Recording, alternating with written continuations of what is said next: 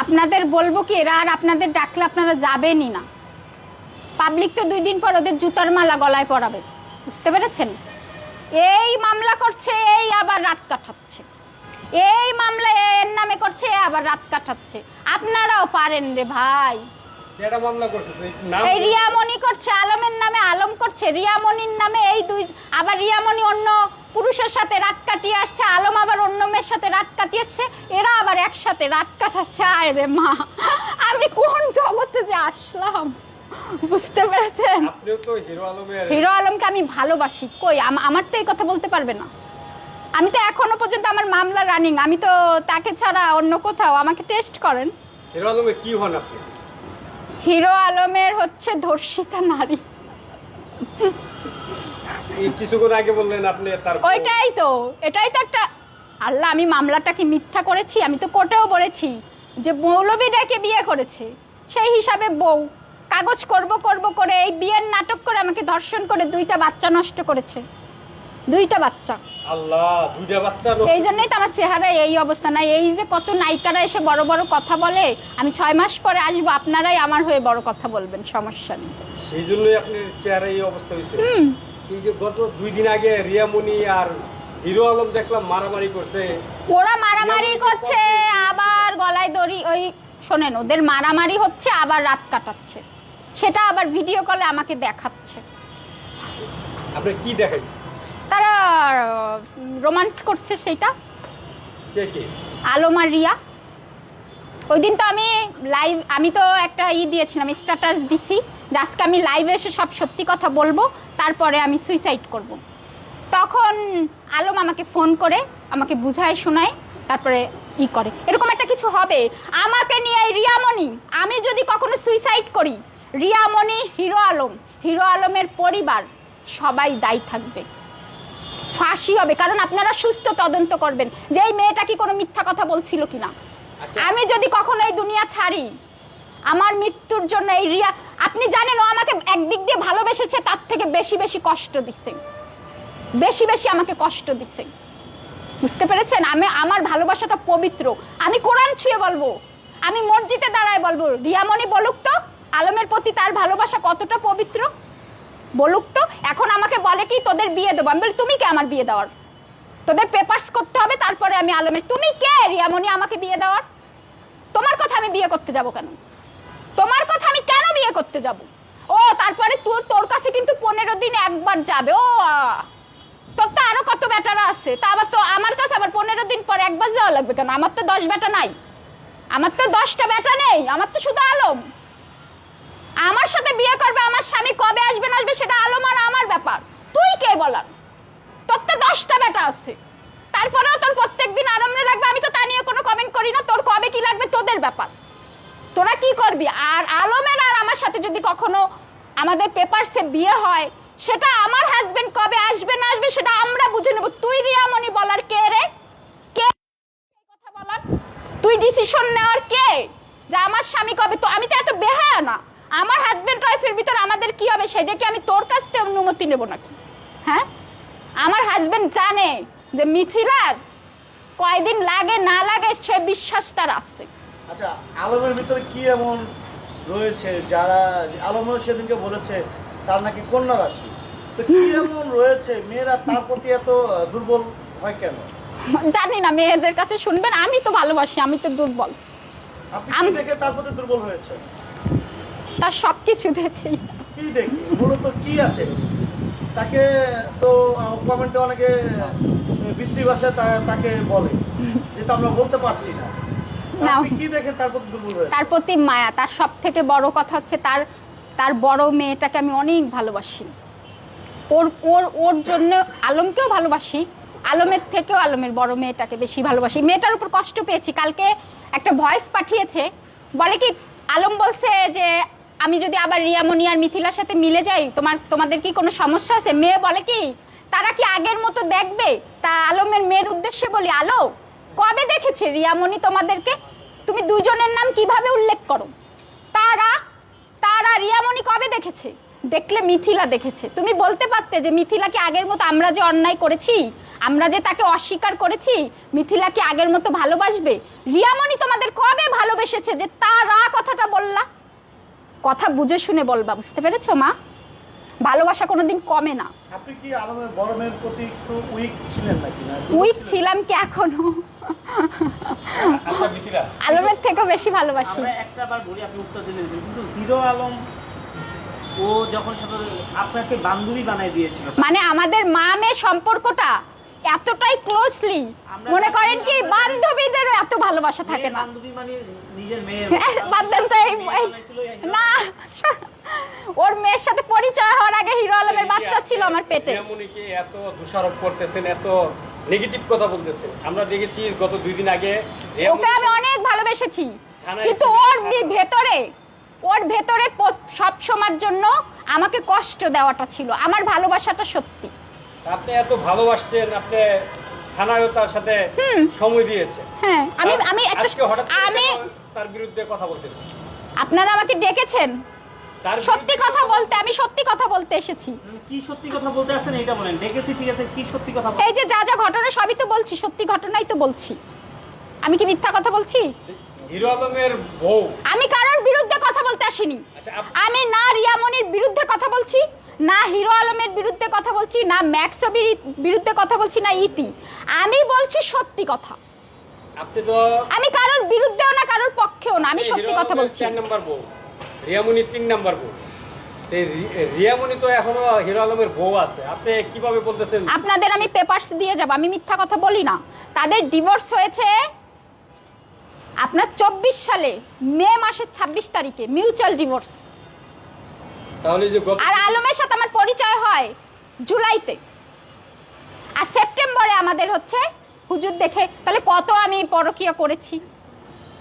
আচ্ছা, তার মানে কি আপনি বলতে চাচ্ছেন যে আমি কোন রিয়ামণির হাজবেন্ডকে বিয়েই তো করি নাই।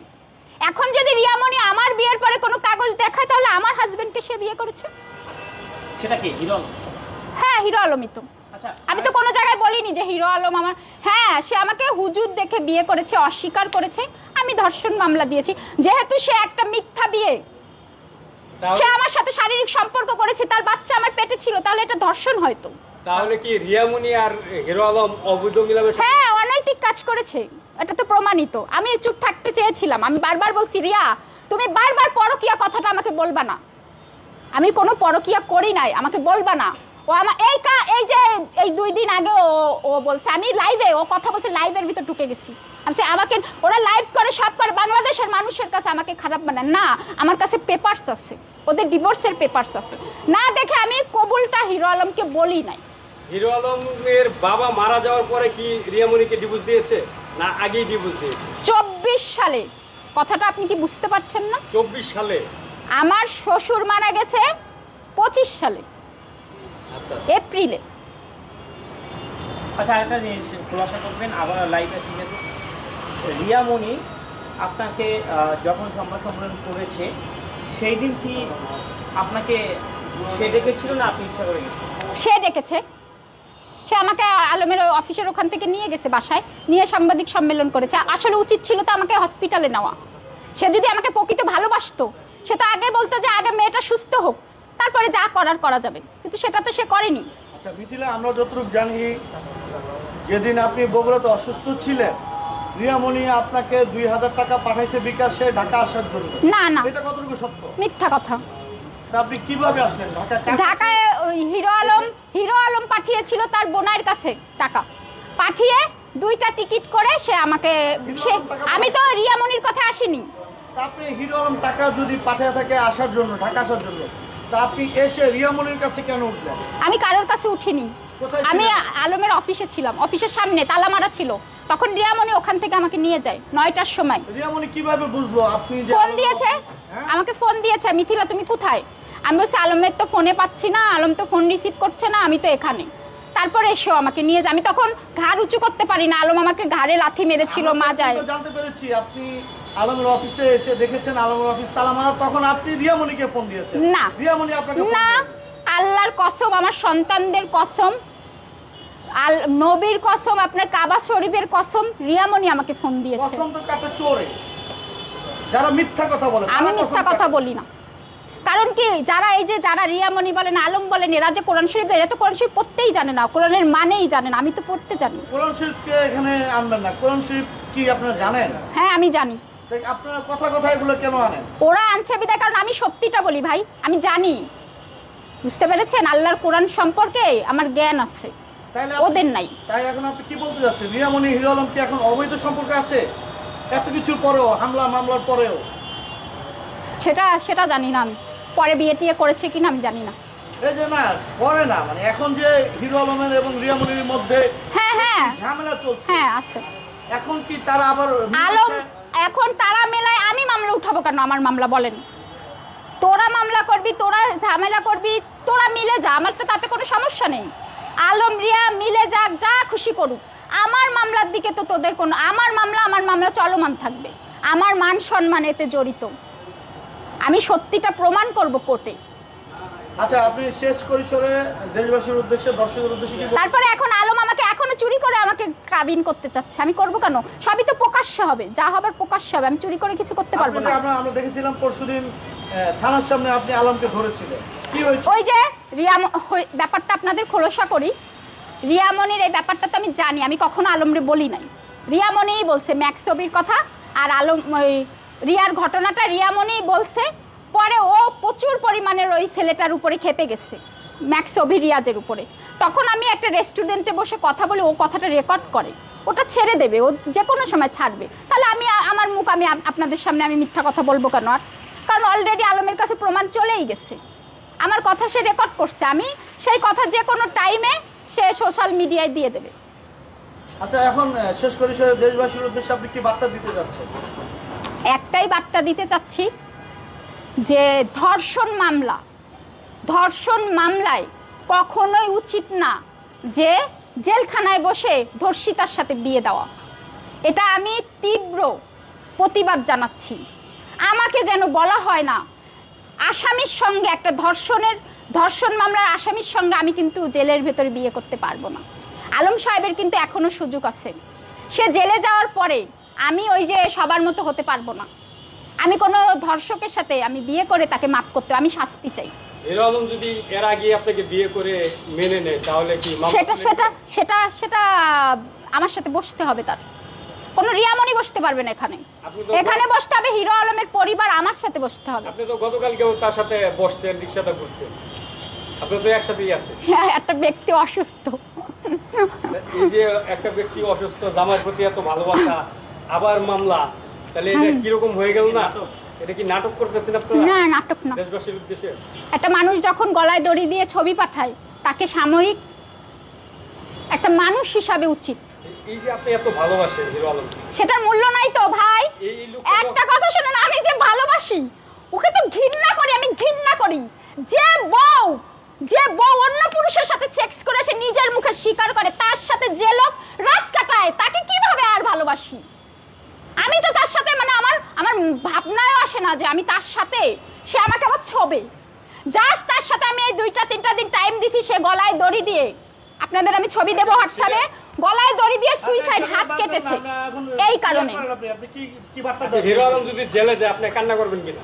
হ্যাঁ অবশ্যই করব। তাহলে আবার মামলাও দিয়েছেন, জেলে গেলে কান্নাও করবেন, তাহলে কি এটা কি করতেছেন? আমার জানের ঘুম আসে না, জেলখানায় যে ঘুমাবে সে, তার ঘুম হয় না। হিরো আলম, বুঝতে পেরেছেন? ঘুম হয় না তার। শেষ বার্তা, রিয়ামণি, যেহেতু আপনার রিয়ামণি আপনার সাথে ফ্রড করছে, আপনাকে অনেক কিছু শিখিয়ে নিয়েছে, আপনাকে ইউজ করেছে, রিয়ামণির উদ্দেশ্যে আসলে আপনি রিয়ামণির উদ্দেশ্যে লাস্ট কি বার্তা দিতে চান? রিয়ামণির উদ্দেশ্যে একটাই বার্তা দিব। না আপনি আমি আবার বলছি, রিয়ামণির উদ্দেশ্যে কি বার্তা দিতে চান? বার্তা দিব, ভালো মানুষ হও। একটা মেয়ে আছে, মেয়ে সন্তান আছে, তার ভবিষ্যৎটা চিন্তা করো, এসব নষ্টামি বন্ধ করো। বুঝতে পেরেছো? এবং রিয়ামণির কি হিরো আলমের সাথে এবং ম্যাক্সবির সাথে দুইজনের সাথে সম্পর্ক আছে এখন? একটু খোলাসা করো। আছে, এখন কবে কার সাথে ছাড়বে এই বিষয় না আমাকে জিজ্ঞেস করেন না, এই নষ্টানষ্টি কথাবার্তা। রিয়ামণির সাথে কয়টা ছেলের সাথে সম্পর্ক আছে আপনি কয়টা জানেন? আমি এই বিষয়ে আর কথা বলতে চাচ্ছি না, আমার এই নোংরামি কথা আর ভালো লাগছে না। আমি আর কথা বলবো, আমি কথা বলবো আমার, আমি 20 তারিখের পরে আরো আপনাদেরকে রেকর্ডিং দিব, তখন আপনারা বুঝে নিন। অনেক ভালো টপিক আছে, এটা অনেক দূর যাবে। মামলা যখন হয়েছে, আরেকটু কথা বলি, আমি মিথিলা মিথ্যা কথা বলিনি। আমি যখন রেকর্ডিং আপনাদের হাতে তুলে দিব, তখন দেখেন সবার আমাকে নিয়ে যে মাস্টার প্ল্যান হয়েছে হিরো আলমের আর রিয়ামনির, সেই রেকর্ডিং আছে আমার কাছে। আচ্ছা মিথিলা, যে তাদের আসলে তারা এই সব নাটকীয় সবকিছু করেছে, আমাকে বোকা বানিয়ে একটা জিনিস হাসিল করতে চেয়েছে, বুঝতে পেরেছেন? সেটার রেকর্ডিং আছে আমার কাছে। আপনি বলতেছেন হিরো আলম আপনার যা